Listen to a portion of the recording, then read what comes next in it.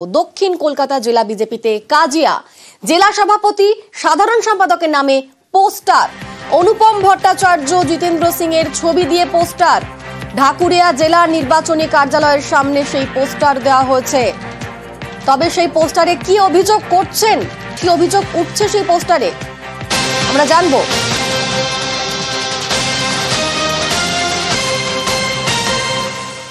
আমাদের সঙ্গে সরাসরি রয়েছেন প্রতিনিধি রৌনক। রৌনক, তাদের বিরুদ্ধে কি নিয়ে পোস্টার পড়েছে, কি অভিযোগ উঠছে সেখানে, আর এ নিয়ে তাদের মতামত কি পাওয়া গিয়েছে?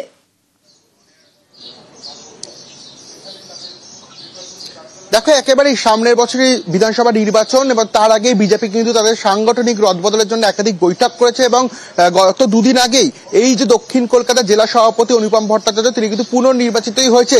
তারপরই দেখা গেল এই যে দক্ষিণ কলকাতার বিজেপির নির্বাচনী কার্যালয় ঢাকুরিয়া, সেই কার্যালয়ের আশেপাশে প্রায় 100 থেকে 150টি তাদের বিরুদ্ধেই পোস্টার পড়েছে। তোমাকে সরাসরি সেই পোস্টার দেখাবো। বিজেপির যে লোগো সেখানেই পোস্টার পড়েছে এবং সেখানে যে পোস্টার, সেই পোস্টারে লেখা রয়েছে যে টাকা, গাড়ি, মোবাইল দিন, দক্ষিণ কলকাতায় পদ নিন। এবং যে ছবি জেলা সভাপতি এবং জেলার সাধারণ সম্পাদক, সেই দুজনের ছবি দিয়ে কিন্তু এই যে দক্ষিণ কলকাতা নির্বাচনী কার্যালয়, সেই কার্যালয়ের আশেপাশে প্রত্যেকটি জায়গায় পোস্টার ফেলেছে। আমরা যোগাযোগ করেছিলাম যিনি জেলা সভাপতি অনুপম ভট্টাচার্যের সঙ্গে। তিনি জানাচ্ছেন যে এই কাজ তাদের দলের কেউ করেননি। তার দাবি যে দক্ষিণ কলকাতায় গত লোকসভা নির্বাচনে বিজেপি ভালো ফল করেছিল এবং তার জন্যই শাসক দল অর্থাৎ তৃণমূলের দিকে তিনি তোপ দাগছেন। শাসক দলের তরফ থেকেই এই পোস্টার ফেলা হয়েছে এবং তার কথায় যে বিজেপির দক্ষিণ কলকাতায় যে উত্থান, সেই উত্থান নাকি তৃণমূল সহ্য করতে পারছে না। সেই কারণেই এই জেলা নির্বাচনী কার্যালয় এবং তার আশেপাশে যে অঞ্চলে এরম ধরনের পোস্টার ফেলা হয়েছে। অর্থাৎ পুরোপুরি তিনি কিন্তু এটা অস্বীকার করছে যে দলের এটা গোষ্ঠীকন্দল না। এটাই মূলত বিজেপির দক্ষিণ কলকাতা যে নির্বাচনী কার্যালয়, সেই কার্যালয় দক্ষিণ কলকাতার যে নির্বাচনী প্রচার, এটাই তার মূল অফিস। এখান থেকে সেই প্রচার শুরু হয় এবং একদিকে যেমন সামনে বছর বিধানসভা নির্বাচন, তার আগে বিজেপির সাংগঠনিক বৈঠক হচ্ছে একাধিকবার।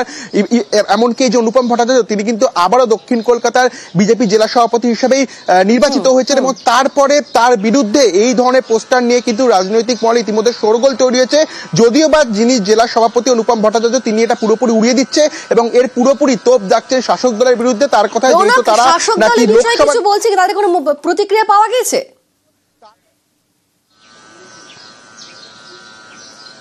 দেখো, এখনো পর্যন্ত তাদের কোনো প্রতিক্রিয়া পাওয়া যায়নি, কিন্তু এই যে পোস্টার, সেই পোস্টার কিন্তু একটা রাজনৈতিক শোরগোল বাড়িয়েই তুলেছে। কারণ একেবারে নির্বাচনী কার্যালয়, তার সামনে গোটা এলাকা জুড়ে এই ধরনের পোস্টার এবং কাদের বিরুদ্ধে পোস্টার, যারা কিনা এই দক্ষিণ কলকাতা বিজেপি জেলা সভাপতি এবং জেলার সাধারণ সম্পাদক, এবং তাদের বিরুদ্ধে পোস্টার কারা ফেললো, ক্ষোভের দিক থেকে পোস্টার কিনা বা কোনো রকম গোষ্ঠী কোন্দল রয়েছে কিনা, এই বিষয়টিও কিন্তু দেখার। যদিও বা তাদের তরফ থেকে বলা হচ্ছে যে শাসক দলের তরফ থেকেই এইরূপ পোস্টার ফেলা হয়েছে। অনিন্দিতা, বেশ, ধন্যবাদ রৌনক। 26-এর বিধানসভা ভোট, তার আগে জেলায় জেলায় পদ্মে কাঁটা। কোথাও বিজেপির মন্ডল সভাপতির নাম ঘোষণা করতে কালঘাম ছুটছে, কোথাও আবার নতুন মন্ডল সভাপতির বিরুদ্ধে পোস্টার, ক্ষোভ।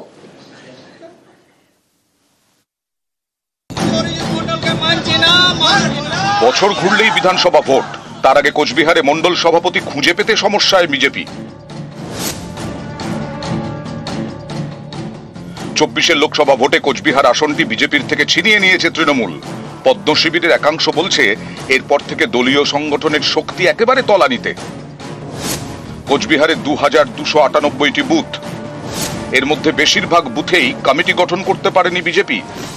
কোচবিহারে বিজেপির 43টি মণ্ডল, এর মধ্যে 18টি মণ্ডলের সভাপতি ঘোষণা করতে পারেনি পদ্ম শিবির। আমাদের মন্ডল সভাপতি 25 জন অলরেডি হয়ে গেছে, 18 জন বাকি আছে। এখন জেলা প্রেসিডেন্ট ঘোষণা হয়ে গেছে। এখন আমরা যতটা পারি তাড়াতাড়ি আমরা সাংগঠনিক আমাদের যে মন্ডল যেগুলো বাকি আছে সেই মন্ডলগুলো আমরা ঘোষণা করে কমিটি তৈরি করার প্রয়াস আমরা চালাবো। বাঁকুড়ার বিষ্ণুপুরে আবার বিজেপি বনাম বিজেপি। সম্প্রতি বিষ্ণুপুর সাংগঠনিক জেলার বিভিন্ন মন্ডলের সভাপতির নাম ঘোষণা করেছে বিজেপি। এরপরেই ক্ষোভ বিক্ষোভ শুরু। বিষ্ণুপুর 4 নম্বর মন্ডলের সভাপতি শুক্লা চট্টোপাধ্যায়ের বিরুদ্ধে পোস্টার পড়ে। এবার বিষ্ণুপুর 1 নম্বর মন্ডলের সভাপতির বিরুদ্ধে বিক্ষোভ বিজেপিরই একাংশের। এখন যিনি মন্ডল সভাপতি তিনি তৃণমূলের সঙ্গে সেটিং করে আমাদের কর্মীদেরকে, বিষ্ণুপুর 1-এর যে কর্মীদেরকে কাউকে পাত্তা দেয় না বা তাদের সাথে সেটিং করে আমাদের কর্মীদেরকে না ডেকে নিজের মতো করে চালায়। আমরা এই অযোগ্য মন্ডল সভাপতিকে মানছি না। দলের এত ক্ষতি হচ্ছে, প্রতিটি বুথ আমরা হারছি বা আগামী 26-এও আমরা কিন্তু হারবো উনি থাকে।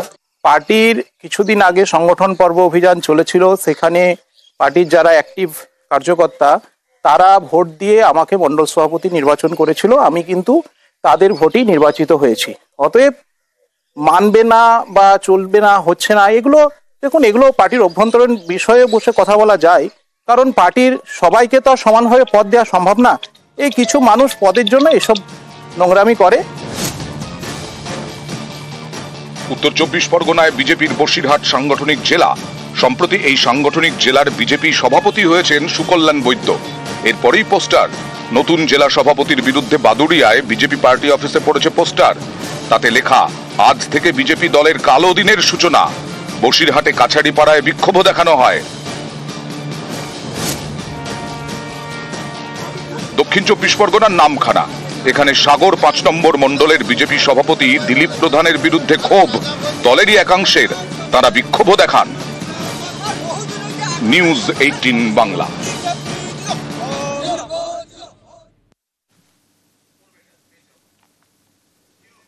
দু সালের আইপিএল ধামাকা শুরু হতে হাতে আর মাত্র কয়েকটা দিন। তারকা ক্রিকেটারদের পারফরমেন্স দেখতে মুখিয়ে সবাই। আর ক্রিকেট জগতের লেজেন্ড MS ধোনির উপরে নজর তো থাকবেই, কিন্তু নতুন আর চমকপ্রদ কি করতে চলেছেন MST? ক্রিকেটের মহা তারকা মহেন্দ্র সিং ধোনির হাত ধরে কি দারুণ ব্যাপার ঘটতে চলেছে? জানতে হলে নজর রাখুন নিউজ 18 বাংলায় আজ রাত 9টায়। আর চোখ রাখবো পরবর্তী খবরে। বছর ঘুরলেই বিধানসভা ভোট। এখন থেকে কোমর বেঁধে ময়দানে তৃণমূল, তাদের নজর বুথে। তৃণমূলের পাখির চোখ 26-এর ভোট।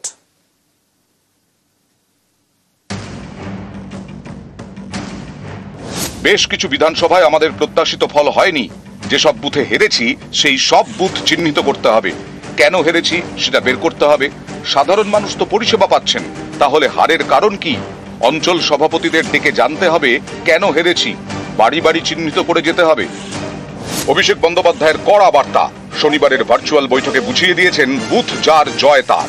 সেই মতো ঝাঁপাচ্ছেন তৃণমূলের নেতাকর্মীরা। 26 বিধানসভা ভোটের আগে তাদের পাখির চোখ বুথে বুথে।